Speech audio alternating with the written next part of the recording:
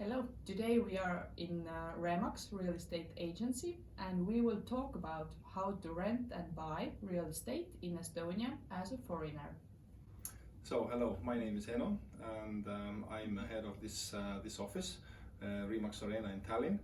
So I believe mostly we're going to talk about maybe emphasizing Tallinn, questions about Tallinn, but obviously if we have some issues that concerning the buying of land or in some other areas, so we can talk about them as well. Yes. Yes. So first question, as a foreigner, where can I get information? People will obviously Google search or something like that, and then try to find real estate in Estonia or where to get advice. Obviously, you will have a lot of hits, different companies in Tallinn, in Estonia. First of all, I would suggest that you will find somebody who knows at least something about Tallinn, about Estonia, and what kind of companies do we have in here.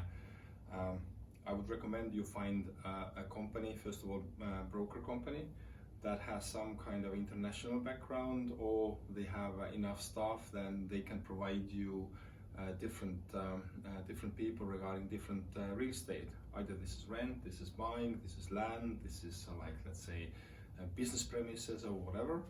So yeah, start with somebody local. If you have, let's go through a few options, because if I would give you a list of companies, I would give you like maybe 10 that I would recommend to turn to. But few points, yeah. First of all, maybe not only the size of the company, but I could say variety. In the end, whoever will start to deal with you and start to help with you, you will talk to the person. So first step, you find a company who will represent you, and the other step is to find within that company the person you would think it's good communication. Either this is language, either this is just to feel you can talk to the person. When I have found something from the internet, for example, let's say I found a house that I would like to see, then how does this work in Estonia? Can I just go and look at the house, or is there any kind of process? Okay. Yes, coming back to the question that you find something. Obviously, if you will find something by yourself, meaning that you will get information from somewhere. What I didn't mention before, I told you that go to the brokerage or the company. Obviously, you can find real estate by yourself if you know the town, if you know the area, and if you know what you want.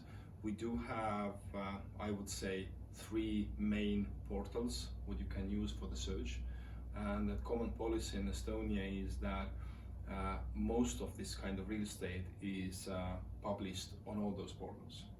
That's common. So if you find something and without your representative, if you don't have a broker who will represent you, obviously you need to call first, and then say that you like this apartment or the house, you would like to see it. Quite often you might get a language barrier, but what we normally know that in Estonia, I would say 50% of the cases you can handle in English. German is difficult, maybe Scandinavian language is also difficult. Russian obviously is okay as well. But I wouldn't recommend that you just go and knock the door, because Estonians, they tend to be quite into themselves. They don't want to talk to the strangers normally.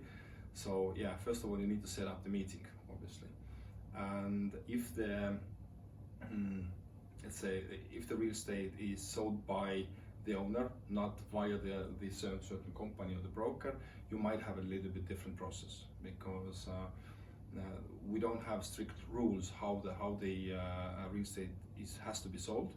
So you might get different opinions how people will handle you, how they answer the calls, and how they invite you to the home. But normally, if you do have a broker who will represent to you, so you will set appointment. Obviously, this appointment time should be reasonable. You should expect to get normal appointment time within few days, sometimes in the same day. And it can be in the evening, and it can be in the weekends or something. So, but yeah, you would set up the appointment. Normally, if you have a broker representing you, they will confirm the meeting beforehand, because we have normally quite a lot of people who canceling the appointments at last moment. So you get a confirmation and then you show up, and then this first viewing depends of the apartment or the house, can be like 15 minutes to an hour. It depends of what you want to. And sometimes we do also organize open houses, which means that broker will get different customers into the building in the same time. But again, normally then you need to register yourself beforehand, and also the time, because these brokers, they need to find the time to communicate with you and everything else. So yeah, don't go just knock on the door.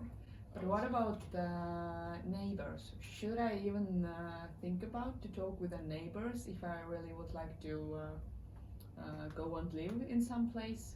Mm-hmm. Well, talk to the neighbors is also a good idea. It depends how do you talk to them. How do you find common things to talk to? Let's say if you want to buy a house and somebody in the yard in the next door, obviously go talk to them. If you want to buy an apartment and you go knock on next door and open the door, and you will say that I want to buy this thing, and what do you think? You might get a different responses. So again, if you do have somebody local who will represent you, I would recommend, if you want to get more information, obviously talking to the neighbors is one of those things. Most important, before you go to talk to the neighbors, I would say that go to see the site on a different time, in the morning, in the evening, in the daytime, to understand what's going on there. Go there on the weekends. The timing is different. Why it's important? Because you can see the traffic. You can see, let's say in the evening, in the weekends, what's going on in the neighborhood. How the shops are open, something like maybe planes flying over your apartment. These kind of things. So if you really want to buy, not rent, these things are really important to understand, because you cannot control those things. You can always control what's inside, but everything else you just need to handle.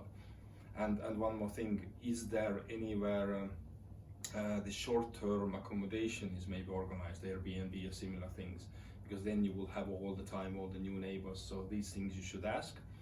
We do in apartment buildings, we do have this these organizations, they call condominiums, ühistu in Estonian. So and these contacts is normally on the hallways. So these contacts should always be used, because these people who run those things, they will know if there are problems with the building, technical, I don't know, something else, if there are problems with somebody whose rent is due or something. So they will give you general feedback how things going around this house. So this is why I would say we definitely should. It's more important to talk to them than to the neighbors. I would say that. I'm ready, for example, then rent an apartment, then what documents do I need? Renting is a relatively easy process. You need your ID, you need to somehow confirm or like give you information regarding the background for the owner. Difference of the selling and renting apartment owner side of view is that if you sell something, you will get your money, you leave, it doesn't matter anymore. Maybe if there's something wrong with it, you will handle it. But if you give apartment to rent, you will need to understand who comes to live in the apartment. So obviously, if we talk about local people who live here permanently, you would get background information from the registers, from somebody you know, and so on, because Estonia is a small country, you would get information. But if we get somebody from the other country, then we need to get information about living permit, working permit, if there is something, how long the person will intend to stay, where the workplace is or study, the universities. So for me, I would say that there is no rule what you have to give. But for me, it would be important to get like short kind of a letter explaining who you are, what you're gonna do, and if there is some kind of references who maybe owner can call and ask about you, like what's going on. because anyway, in the end, you need to sign the agreement. All rental agreements, they are signed, let's say, indefinite or certain, let's say, year or two, and obviously you need to pay some deposit to guarantees to secure the, let's say, the interest of the owner. But normally the guarantee amount, the deposit amount for let's say local people who lives here, this is, I would say, it's 1 month rent. But quite often, if you're a foreigner, if you don't have this kind of securities, they will ask you maybe 2 or 3 months even deposit. So this you might consider that might be something, and need to understand that you need to have bigger funds available in the beginning. Basically, I should have about 2-3 months deposit if I want to start renting the flat. Your costs normally, I would say, would be in total in the beginning would be 3 to 4 months. It means that first month rent you need to prepay. Then you have a deposit, either 1 or 2 months normally, and then you would have also broker fee 1 month if you decide. So these are the initial costs. And the broker fee, who should pay that? This is also paid by the tenant who will start renting the apartment. In Estonia, this is a common policy. When you pay the deposits, these will be held into owner's accounts, and when you leave, normally you will not get it back right away, because utilities bills, which always added to the rental fee, these utilities bills, they will receive them maybe a week or 2 weeks after the month ending. So if you leave in the end of the month, they will wait for those bills. Those bills will be deducted from the deposit, and then you will get a reminder back. Obviously, assuming that everything is okay and nothing is broken in the apartment. Yeah, but you need to consider this will be a delay. What kind of utility bills I, as a tenant, should pay? Well, utilities bills, they include a lot of different lines. There are heating, electricity, water, TV. TV, internet, and things that might be in there. But we'll talk about these maybe a little bit separate. Normally, rental apartment, electricity, water, heating, and these common utilities like cleaning of the yard, maybe, and the hallways. These are always in there, and then there might be a line that is including the renovation of the building or loan payments. This should be deducted. This should be taken off, because these are the cost of the owner.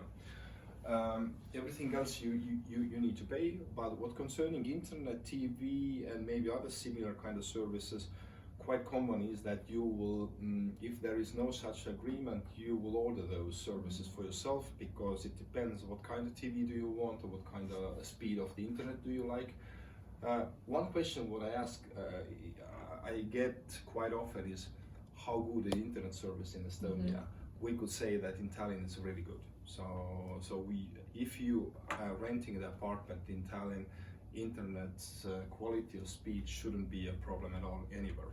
So this is at least problems you should worry about. I agree. Yeah. So these are the costs, and one thing what you need to pay attention to is the heating costs. Estonia we do have sometimes quite cold winter, not this year.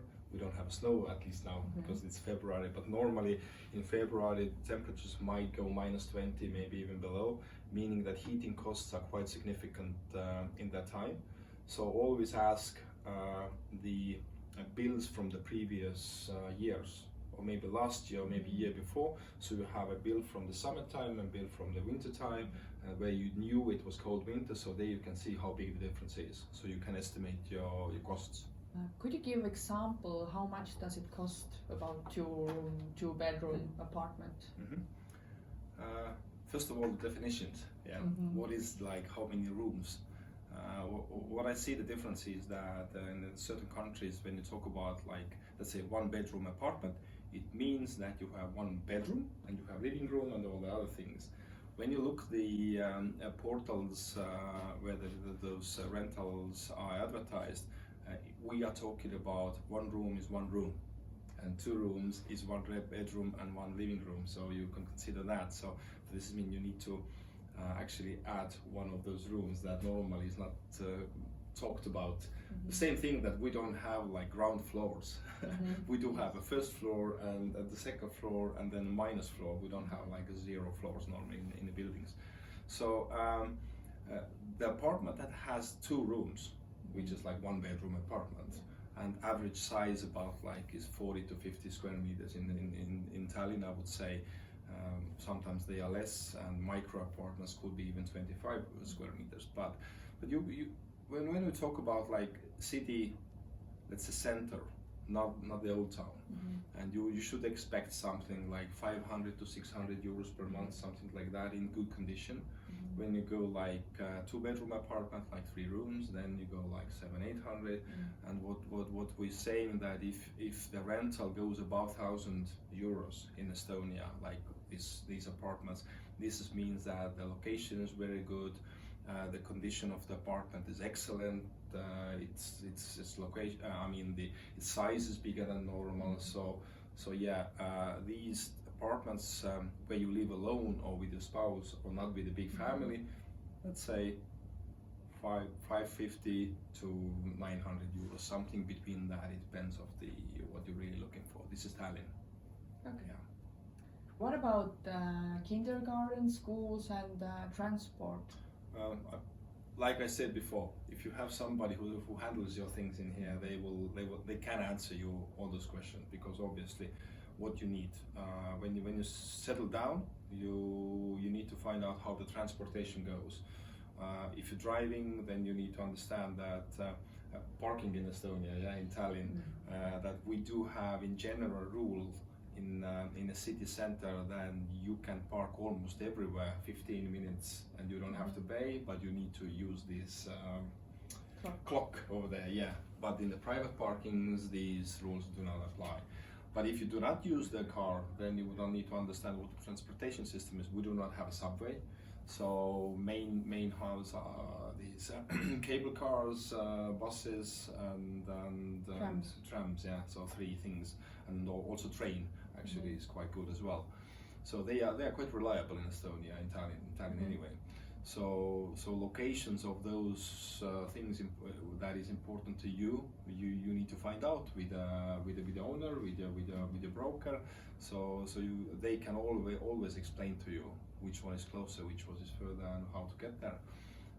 Regarding transportation, is one good thing in Tallinn is that local residents in Tallinn, they can use the public transport free, and this is you need to use the green card, it's called, to validate this. Obviously you can't use taxis, but those what we talked about. For that you should ask actually the owner of the property, if you're renting, that are they willing to register you in, and then you need to go to the municipality office with the agreement, with your permit of like I think work or the university documents, what do you do here, and they will actually register you in and you can use those services. Okay, and then I can use the public transportation for free. Yes, yes, how many times you want to, but yeah, public buses and everything in Italian city limits. Okay.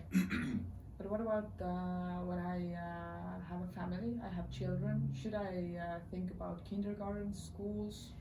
Like I said, first of all, you need to figure it out which schools can you use. So obviously, if you do not speak Estonian language, and then you need to first of all select what kind of schools do you need, and then act accordingly.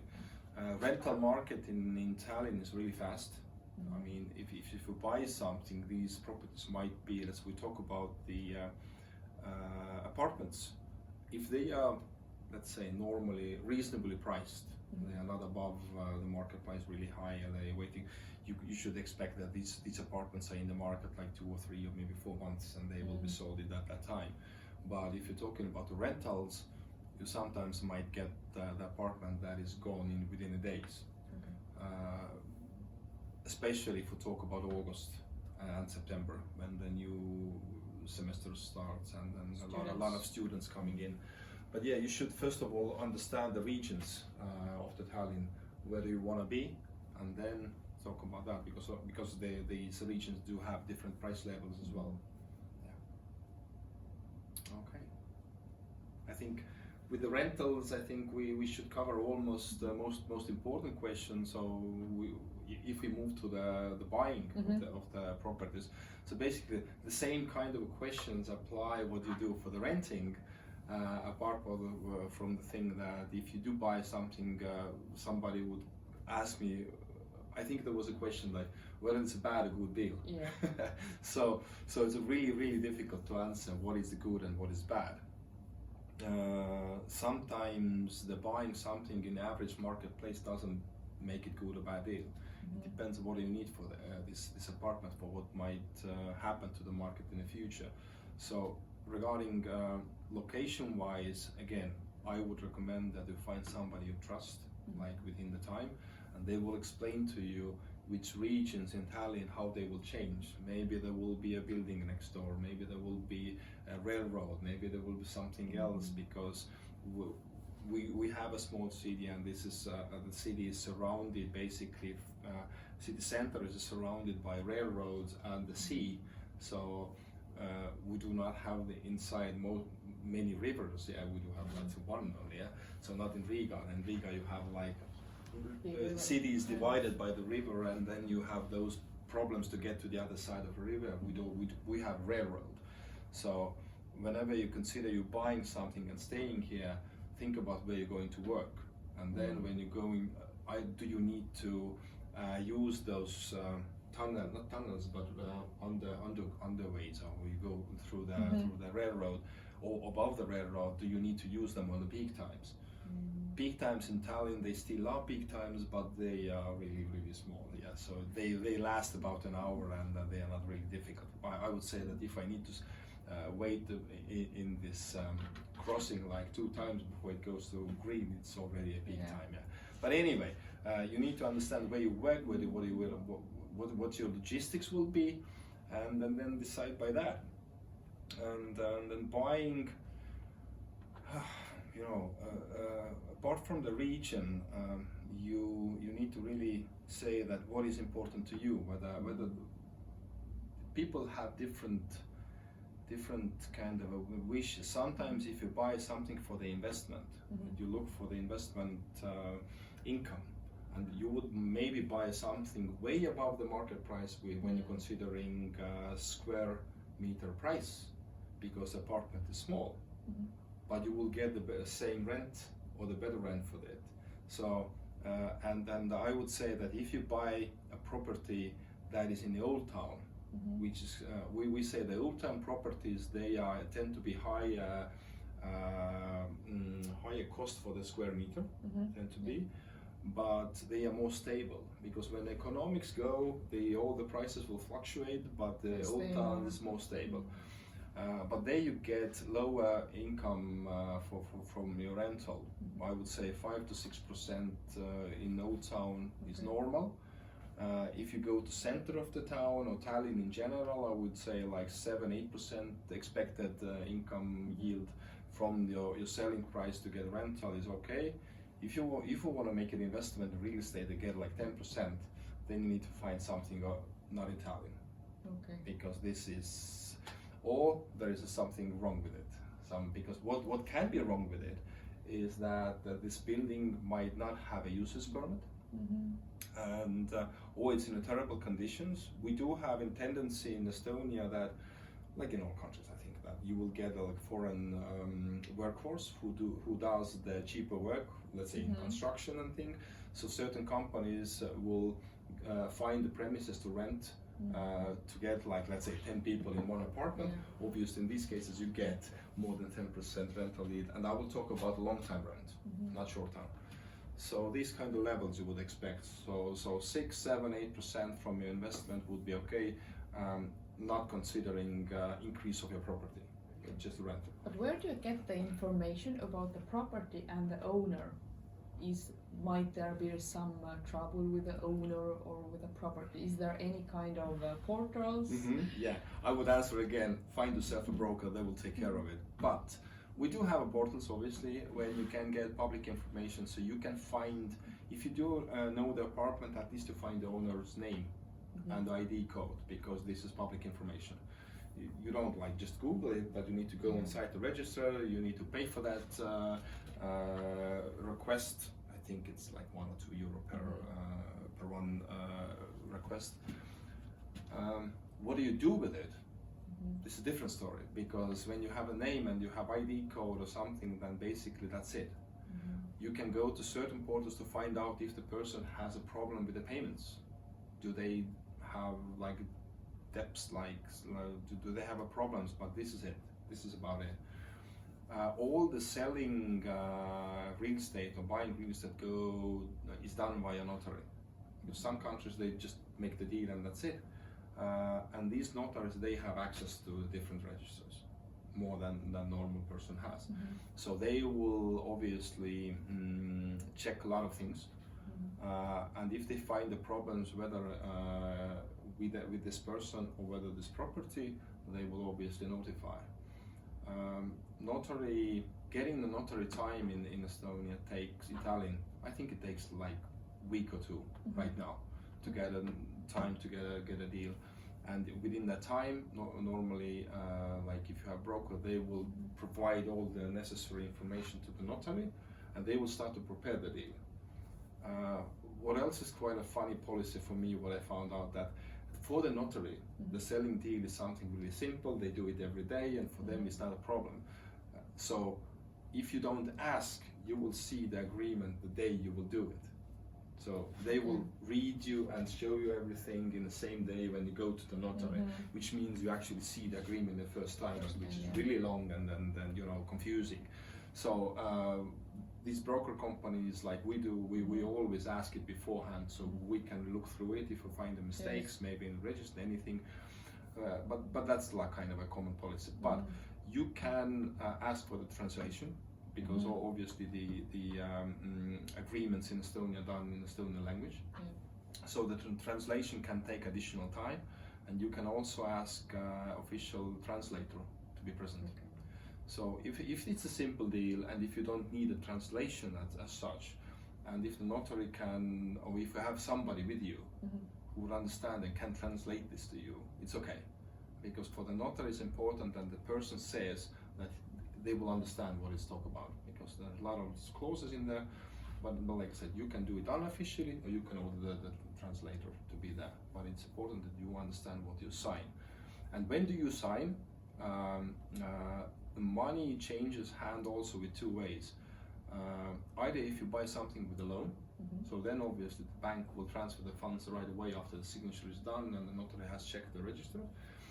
If the person would want to buy directly, not without credit, and so there is a notary deposit account, so this the buyer will transfer the money to the notary deposit accounts, and it will kept in there until the notary has checked everything that the deal will go through in the registers, and then the seller will get the money. This means that that if you buy and sell through notary, the gap between when the seller receives the money is usually like 2 or 3 days after the deal is made. It can happen same day, but it's up to 3 working days, so it's nothing out of the ordinary, it's normal. We do have 2 different types of like pre-booking.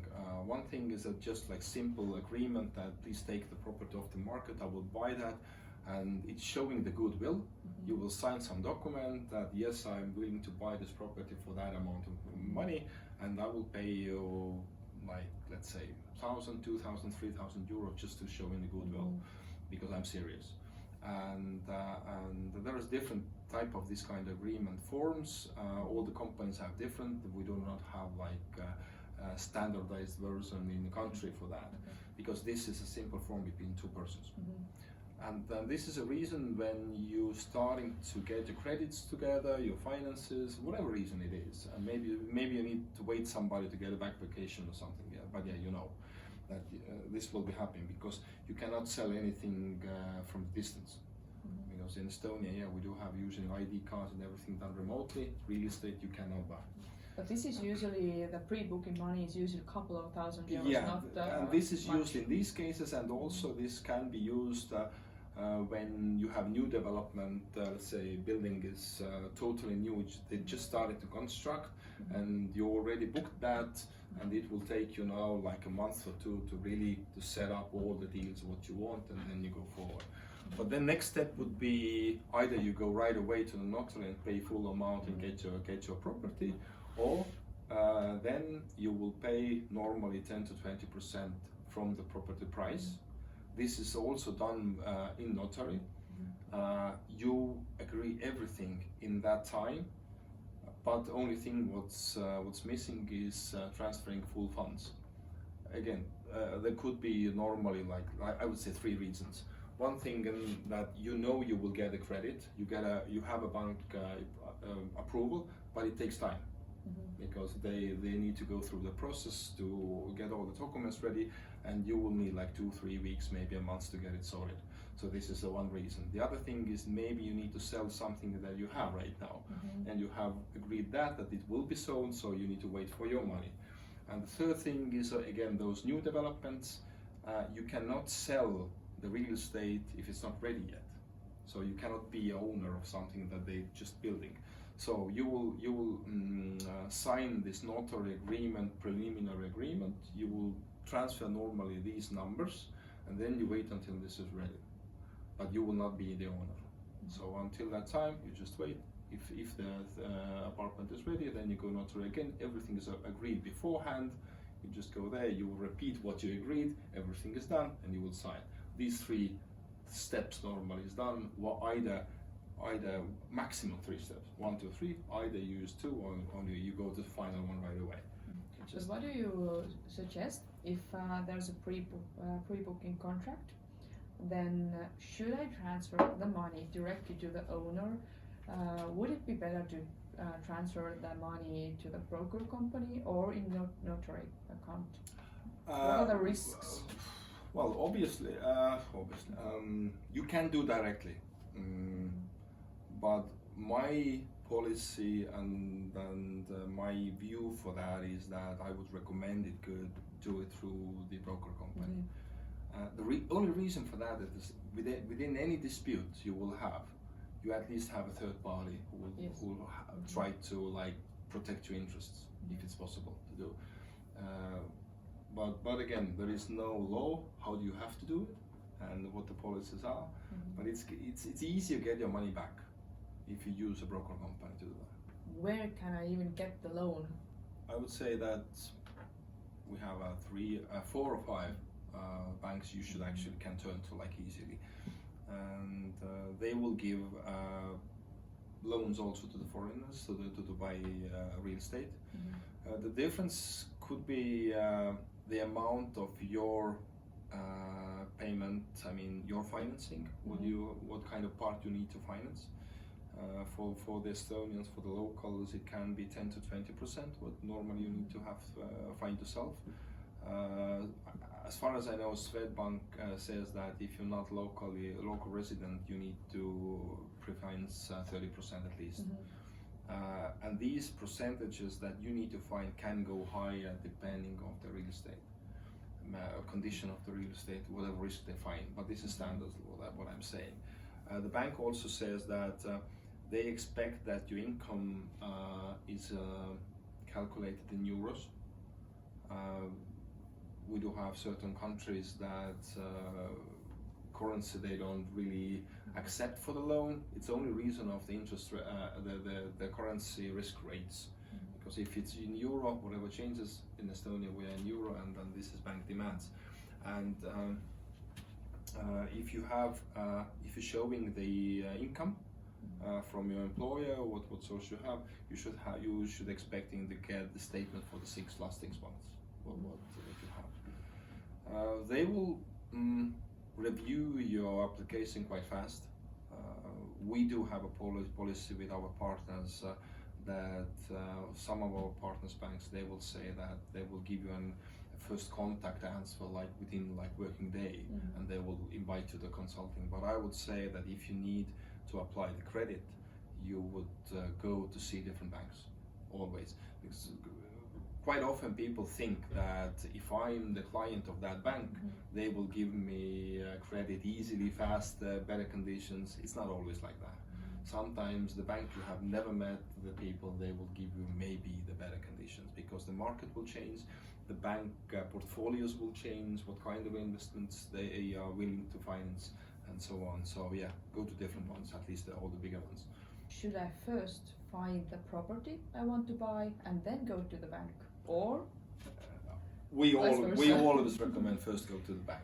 First go to the bank and then try to find the property? What we recommend to do if you're just starting here and you don't have really clear view what you want to do, and like I said, find yourself a broker, find yourself who can consult you in these kind of issues, and to give them idea what you're looking for. Quite often for me is a person comes and let's say, okay, I want to buy an apartment, like 2-bedroom apartment, and that's it, boom. So there are so many different things what you need to take into consideration. So we always say, okay, come to our office, let's sit down for a half an hour and let's talk about what you want, what you don't like, what you want, and then we can understand what is the probable budget, that what you need. And then you should go to the bank and to understand what kind of loan will you get. Because the one kind of a perception is that I have this kind of income, I'm such a person, I got loan before, obviously I will get it, but you're never sure. So you need to go to have a bank consultation. This is always free. They will review your things and they will tell you what kind of a limits you can use and when, and then you go back and then you start to search. If I want to buy a land and build a house, yes. How difficult it is, and what should I think about? Well, I think the building the house is more difficult than buying the land, obviously. Land, we do have a lot of free land in Estonia, which is on sale. The foreigners can buy land that is meant for building living, let's say living apartments or other buildings. That you can buy them. There are certain type of land the foreigners cannot buy, like in the seaside or certain kind of military closed zone or something. But these are really rare cases. Okay. So if you have a land that is meant for the building, you normally can buy that. What is important to understand, what kind of limits or conditions are there set? Is there detailed planning already done for the land? Because we do have certain areas, or you have a big piece of land where you want to buy just one house, you don't need the detailed planning. There's certain different simpler procedures to get the house built. But if we talk about Tallinn or this really tight areas where there are a lot of buildings close by, then you normally have a detailed planning needed. And then there's a really strict rules what kind of building you can build there. So let's say example, if you want to have 2-story building and you want to have a wooden house, but there are only certain type of houses are allowed, then you cannot do that. And always you need to understand what kind of limits are set. There are certain kind of areas where you cannot build. Either this is closer to the electrical lines, like railroads. There's a sea line, like rivers, everything. Yeah. So these plans are important. Normally the plans are available again in internet. We don't have a common register in Estonia where you get all the plans, but in Tallinn you have one. In that certain region you have different ones. So first of all, if you find something, you quite often have this electronically available, but if not, then you need to turn to local municipality to find archive documents. And this is about how to build, when to build, and always everything needs to be agreed and consulted with a local municipality. If you want to take a tree down, you need to consult, you need to get approval. It's not like we have a lot of trees and take down everything you want, so you get fined by after that. But you get approval if it's allowed. Apart from this, you need to understand, do you have a public access to your land? Because you might get a road, but if you look the map, if you look the official registered map, this road might pass somebody else's land. And even if somebody has used it for the 100 years, you officially don't have an access if you don't have a document for that. And these documents are not available in the register. So you should ask for the previous owner if you see that the land passes something else, and the notaries also can check it if this kind of document exists. This is called servitude documents, and these needs to be formed. In some cases you don't have it, you will never get it. Then you will take a risk that somebody might block your access to the site, but you can always use and build. Only negative with this is that the bank will not accept this kind of land for the guarantee for the loan, and that's it. So it's definitely more easy to handle this real estate topic when I have a broker. But what about the broker commissions? What should I you should be prepared for? In Estonia, there are a few traditions, like so common policies. When you sell something, normally the seller will pay the commission. When you rent something, I mean the apartment or the house, then the tenant who will rent pay the commission. That's normally. If you rent or sell, if you rent out the business premises, let's say offices or something, then the owner will pay. This kind of policies that is not written anywhere, but this is how in Estonia the deals are done. When you hire the broker, you also might get to do different type of services.